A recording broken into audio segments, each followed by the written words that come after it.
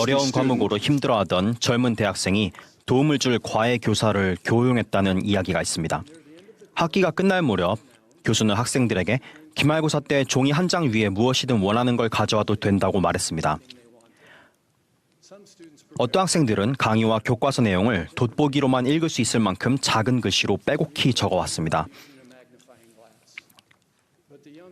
그런데 그 청년은 빈 종이 한 장을 들고 낯선 사람과 함께 나타났습니다. 교수가 이유를 묻자 청년이 대답했습니다. 종이 한 장 위에 원하는 것은 무엇이든 가져와도 된다고 하시잖아요. 그러고는 자신의 책상 옆 바닥에 종이를 내려놓고 이렇게 말했습니다. 제 과외 교사가 이 종이 위에 서 있게 하겠습니다. 예수 그리스도 후기 성도교회 회원으로서 신회의 일원과 동반자 관계를 맺는 축복을 받은 우리는 완벽한 과외 교사에게서 도움을 받을 수 있습니다. 성신은 모든 것을 아시고 진리를 증거하시며 모든 것이 생각나게 하실 것입니다. 러셀 M. 넬슨 회장님은 주님의 음성을 듣는 것의 중요성에 대해 자주 말씀하셨습니다. 그분은 성신의 인도를 불러오는 방법을 가르치셨고 계시를 받는 영적 능력을 키우라고 거듭 간청하셨습니다.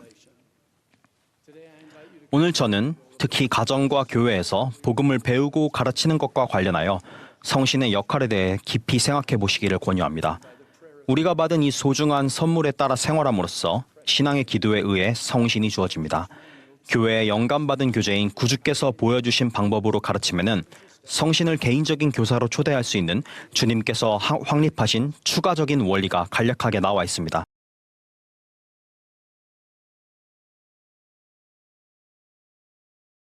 그 원리 중 하나는 부지런히 배우도록 권유하는 것입니다.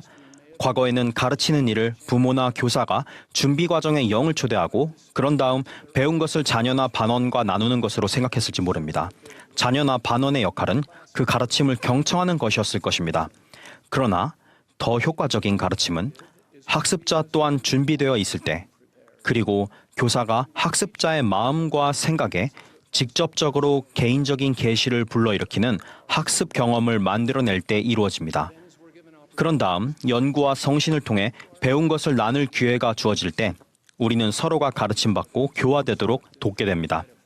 우리가 복음 원리를 적용할 때 영이 그 원리가 참됨을 다시 한번 증거합니다. 모든 일에서 그러하시듯 예수 그리스도께서는 이에 관해 완벽한 모범이 되십니다.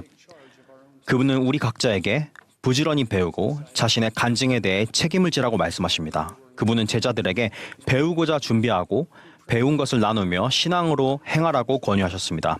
그분은 제자들을 위해 기도하셨고 그들의 신성한 잠재력을 보였으며 그들의 말을 들으시고 그들이 사랑받고 있고 필요한 존재임을 알도록 도우셨습니다.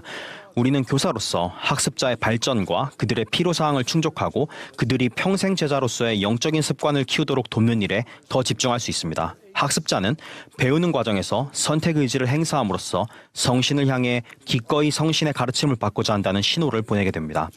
저는 제게 더 나은 학습자가 되도록 권유하셨던 한 스승께 감사드립니다. 대학에 입학했을 때 저는 학교를 운동을 하기 위해 어쩔 수 없이 다녀야 하는 곳으로 잘못 생각했습니다. 그런데 어느 날 교수님은 제가 쓴 보고서를 읽으시고 제가 분석적 사고에 재능이 있다고 말씀하셨습니다. 저는 그 말이 무슨 뜻인지도 몰랐습니다. 교수님은 제가 더 집중해서 노력하면 훌륭한 학생이 될 수 있다고 말씀하셨습니다. 저는 그런 생각을 결코 해본 적이 없었습니다. 그분의 관심과 권유와 격려로 저는 진로가 바뀌었고 삶에서 큰 축복을 받았습니다.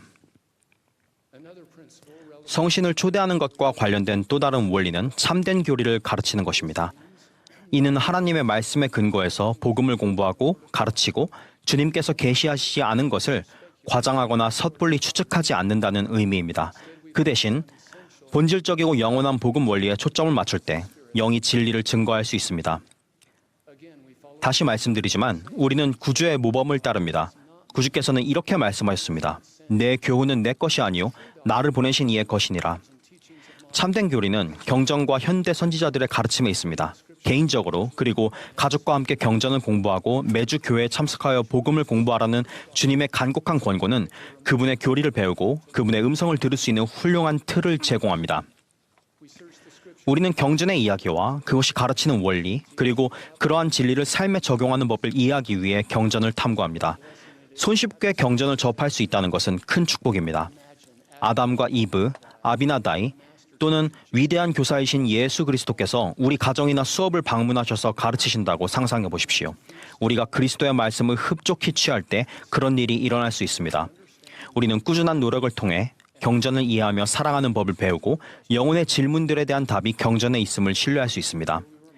제 아내 크리스티는 결혼 전에 하나님 아버지의 사랑을 느끼거나 그분께서 자신을 위해 마련하신 계획을 이해하지 못해 한동안 어려움을 겪었습니다.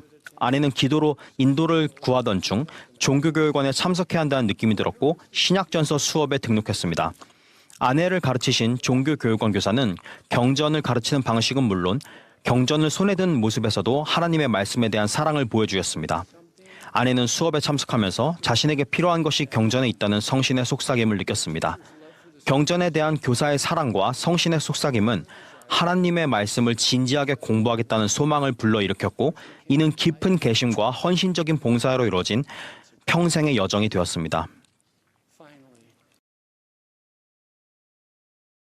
마지막으로 구주께서 보여주신 방법으로 가르침에 나오듯 우리의 가르침과 배움은 항상 예수 그리스도께 초점을 맞추어야 합니다.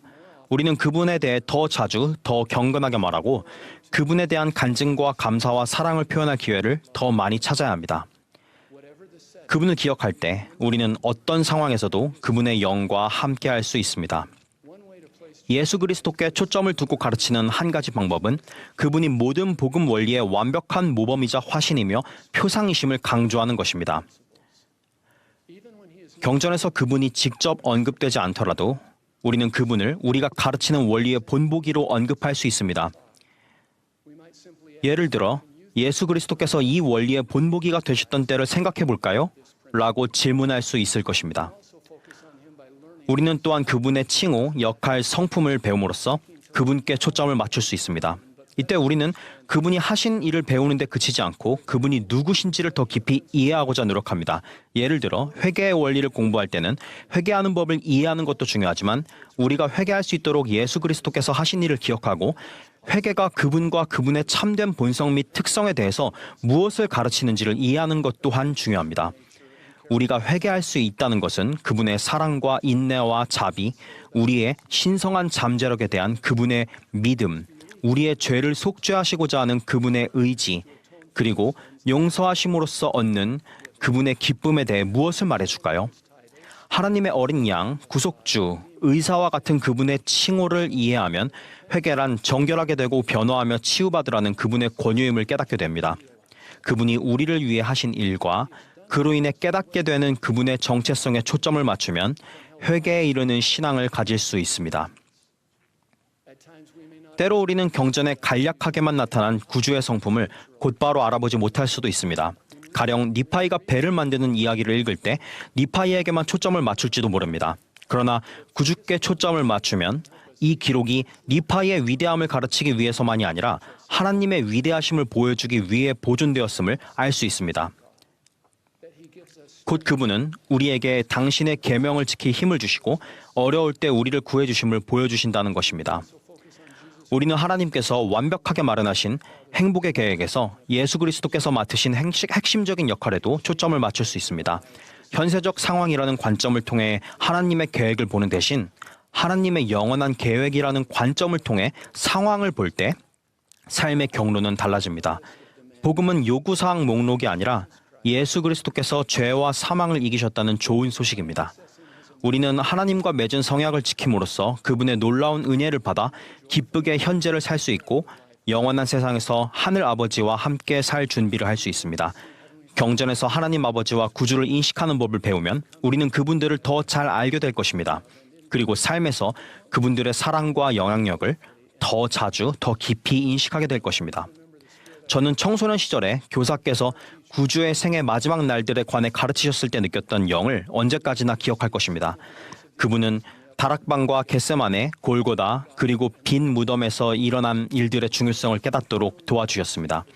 그분은 구주께 깊이 감사드리며 그분을 따르기를 간절히 소망한다고 말씀해 주셨습니다.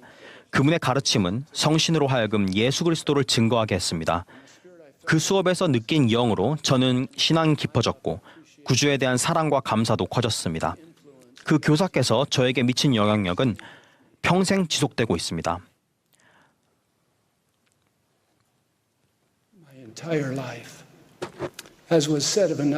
또 한 명의 다른 교사에 관해 이런 말이 있습니다.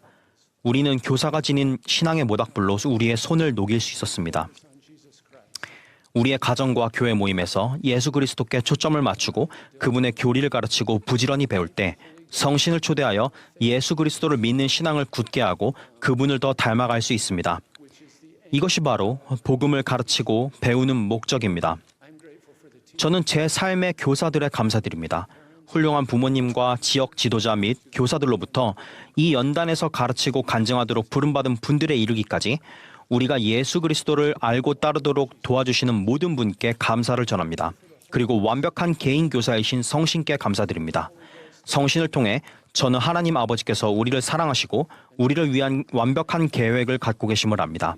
또한 예수가 그리스도이시고 세상의 구주이자 구속주이시며 그분의 복음과 교회가 회복되었음을 압니다. 감사를 담아 예수 그리스도의 이름으로 간증드립니다. 아멘.